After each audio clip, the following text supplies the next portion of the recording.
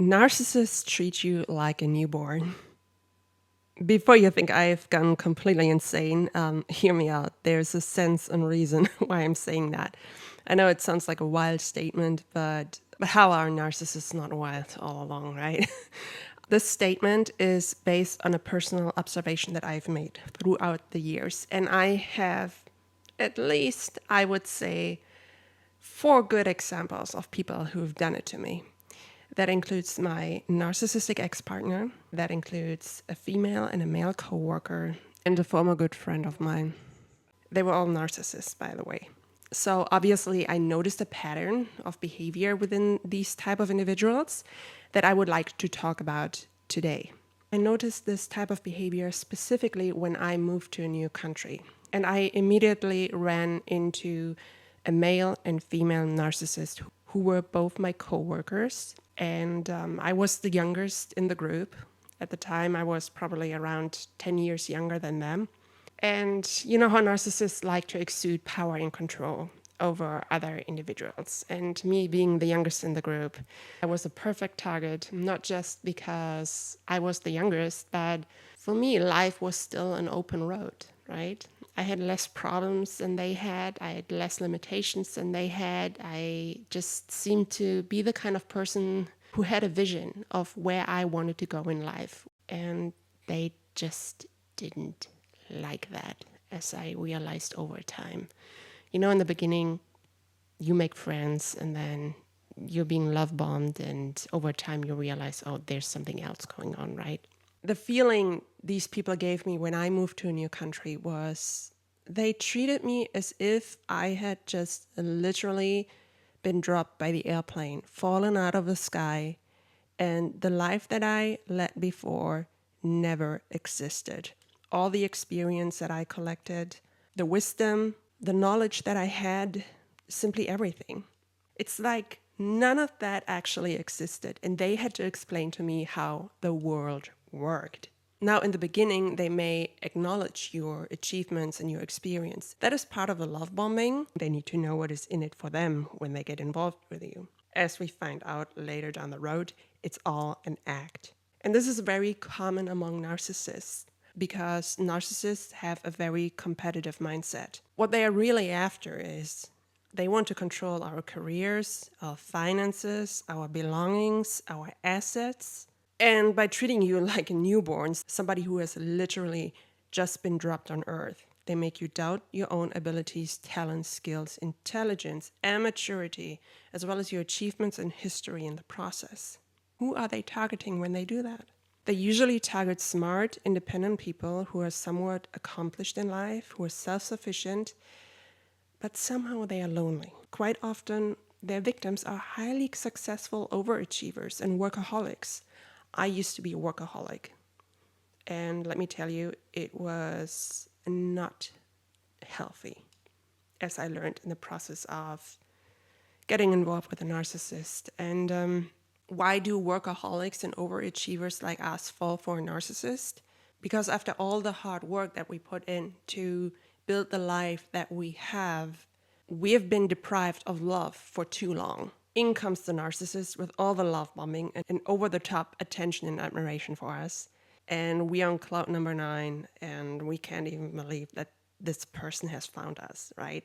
They make you feel seen, at least in the beginning, but then in the course of that relationship, when they start exuding that dominance over you, when they really treat you like somebody who knows nothing, they make you feel unsure and insecure, and you turn into a helpless, dependent shell of a person. By treating you like somebody without a history, narcissists have the ability to rewrite your history and also cover up their own shortcomings.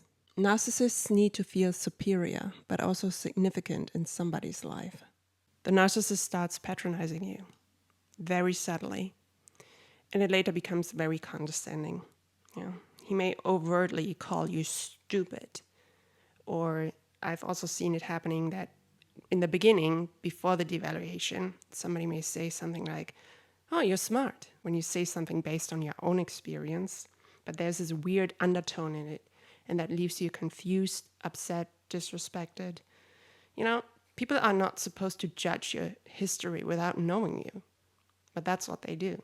So the narcissist steps in as a mentor figure without you even noticing, especially if there is an age gap between you, but they have absolutely no mentorship qualities.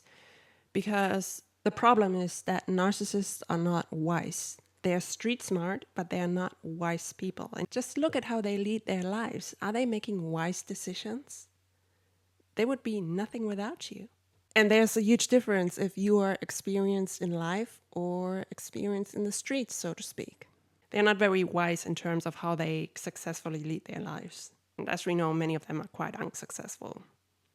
And the garden variety narcissist lacks consistency in every aspect. You already see that in the many short-term relationships that they have, but also in life per se.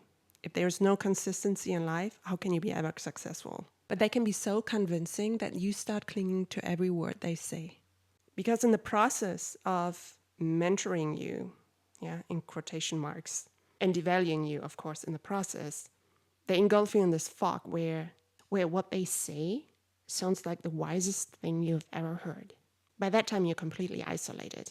You don't hear the voices from other people in comparison. And while a narcissist might be a master of none, they're definitely a master of their words. They're highly qualified manipulators in that regard. They're con artists, right? Over time, you start feeling like a child who cannot take care of herself. And add all the confusion and the dissociation, you almost feel like some hypnotized basket case or like an alien on this planet. The narcissist disables their victims' logical thinking and focus, which is even why many victims lose their job. You're just working on pure instinct and survival, basically like a baby. Yeah, like a newborn, like I said. And you begin to unlearn what made you this wise, mature, experienced, and independent and self-sufficient and successful person you were before you met the narcissist. You completely forget yourself in the process. You lose your identity and everything that comes with it. When you're with a narcissist, there's this weird, distorted parentification going on. And the roles are constantly being reversed.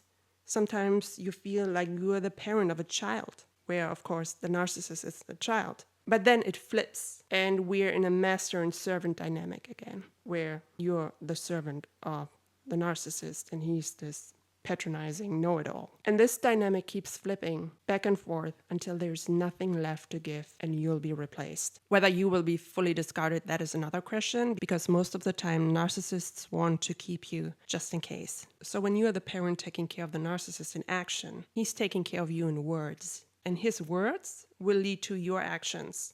It's pure manipulation. It's not a sign of healthy interdependence. It's so mutual, toxic dependency and attachment. You basically turn into a tool. You're not even noticing how you're the only one managing two lives. Another reason why a narcissist treats you like you don't have a history, like all your achievements are non-existent, is not just to compete and dominate in that relationship. But there's also a thing going on called object constancy. And when you're dealing with a narcissist who may cross over in the borderline personality spectrum as well, which are both cluster B personality disorders in the DSM-5, there's also a thing called object permanence. What both mean is that a narcissist simply cannot have a connection with you on an emotional level, on a consistent level, and sometimes it's even like out of sight, out of mind. It's basically that the lives of others in the narcissist's life cease to exist when they are not around. That's why when narcissists come back, they just want to pick up where they left off with you. What they don't realize is that you have most likely evolved while you were apart. So once you step away from this whole dynamic, it's not even a relationship, it's a dynamic. And the fog starts lifting and all that toxicity goes away. You actually realize what a loser the narcissist truly is. He's nothing without you. It's not the other way around, that he has to explain how life works to you. You were the one leading by example at all times. But he wanted you to believe the opposite. Because, once again, if he hadn't acted that way, if he hadn't treated you that way, you would have been the one in control. And narcissists just don't like that.